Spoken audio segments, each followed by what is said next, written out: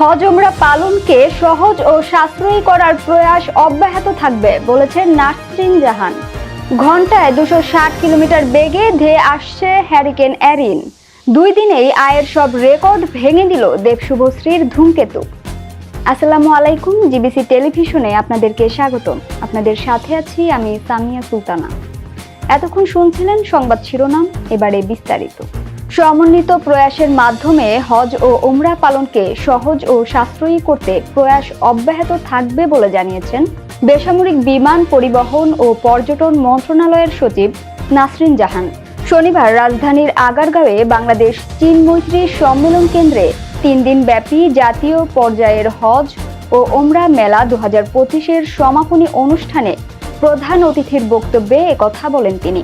বিমান সচিব বলেন, গত বছরের হজ ব্যবস্থাপনা চমৎকার ছিল। হজের ব্যয় কমিয়ে আনতে 30,000 টাকা বিমান ভাড়া কমানো হয়েছিল। এবছর হজ যাত্রী পরিবহনে যুক্ত থাকা অন্য এয়ারলাইন্সের সঙ্গে আলোচনার মাধ্যমে আরও সাশ্রয়ী ভাড়া নির্ধারণের চেষ্টা করা হবে। শুধু বিমান ভাড়া কমানো হলে হজের খরচ খুব কমে যাবে, বিষয়টি এমন নয় উল্লেখ করে নাসরিন জাহান বলেন, হজের যে আরও 4-5টি খরচের খাত রয়েছে সেটি বিবেচনায় নিতে হবে।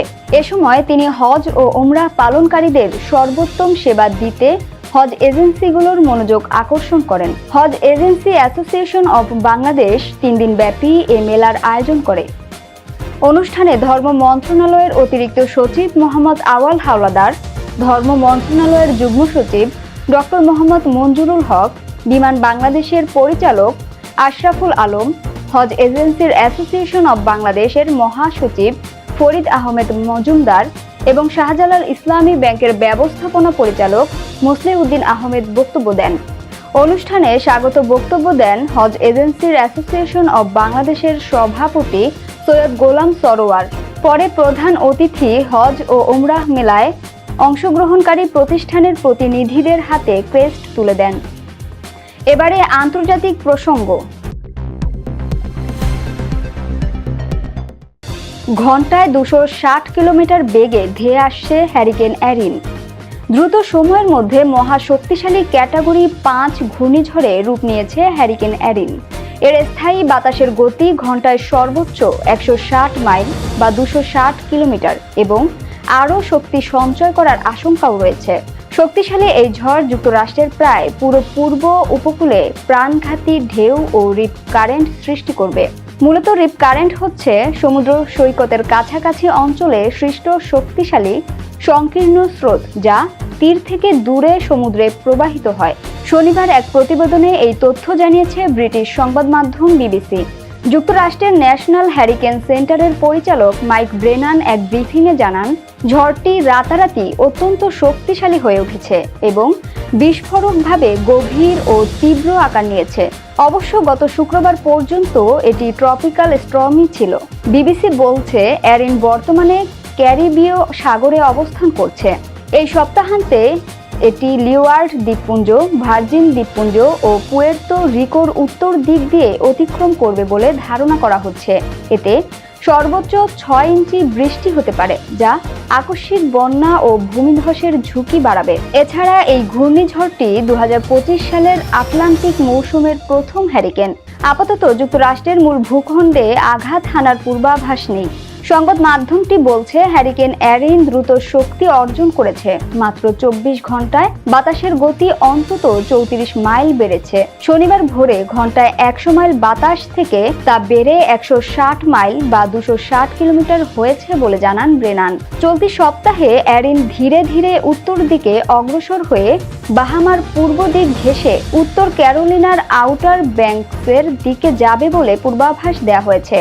এই ঝড় যুক্তরাষ্ট্রের প্রায় পুরো পূর্ব উপকূলে প্রাণঘাতী ঢেউ ও রিপ কারেন্ট সৃষ্টি করবে বলে সতর্ক করেছেন ব্রেনান। এর মধ্যে ফ্লোরিডা ও মিড আটলান্টিক অঙ্গরাজ্যগুলোতে ঢেউ সবচেয়ে বিপজ্জনক হবে। বারমুডাতেও প্রাণঘাতী ঢেউ ও ভারী বৃষ্টিপাতের সম্ভাবনা রয়েছে। এবারে বিনোদনের সংবাদ। 2 দিনেই আয়ের সব রেকর্ড ভেঙে দিল দেব শুভশ্রীর ধূমকেতু। অনুমান ছিল বক্স অফিসে তোলপাড় ফেলবে টলিউডের অন্যতম জনপ্রিয় জুটি দেব শুভশ্রী অভিনীত ধূমকেতু। প্রায় 10 বছর আগে যেই সিনেমার নির্মাণ শেষ হয়েছিল সেটি 2025 সালে প্রেক্ষাগৃহে মুক্তি পেতেই ঝড় তুলল। মুক্তির প্রথম দিনেই পশ্চিমবঙ্গের চলচ্চিত্রের ইতিহাসে সর্বকালের সর্বোচ্চ আয়কারী ছবির খেতাব অর্জন করেছে কৌশিক গাঙ্গুলি পরিচালিত ধূমকেতু। প্রথম দিনে প্রায় 2 কোটির বেশি আয় করে সিনেমাটি, যা টলিউডের ইতিহাসে ওপেনিং ডেতে সবচেয়ে বেশি আয়। তখনই ধারণা করা যাচ্ছিল দ্বিতীয় দিনে সেই আয়ের অঙ্কটা আরও ছাড়িয়ে যাবে। তেমনটাই ঘটল।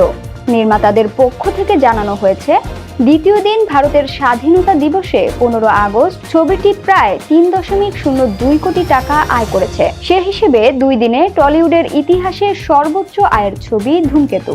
এই ছবির শুটিং 2015 সালে শেষ হলেও প্রযোজক দেব ও রানা সরকারের মধ্যে মতবিরোধের কারণে মুক্তি পায়নি। দীর্ঘদিন মুক্তি আটকে থাকলেও এটি দেবের অন্যতম আলোচিত কাজ হিসেবে বিবেচনা করা হচ্ছে। এছাড়াও সিনেমাটি দেব ও শুভশ্রীর পুনর্মিলন হিসেবেও দেখা হচ্ছে।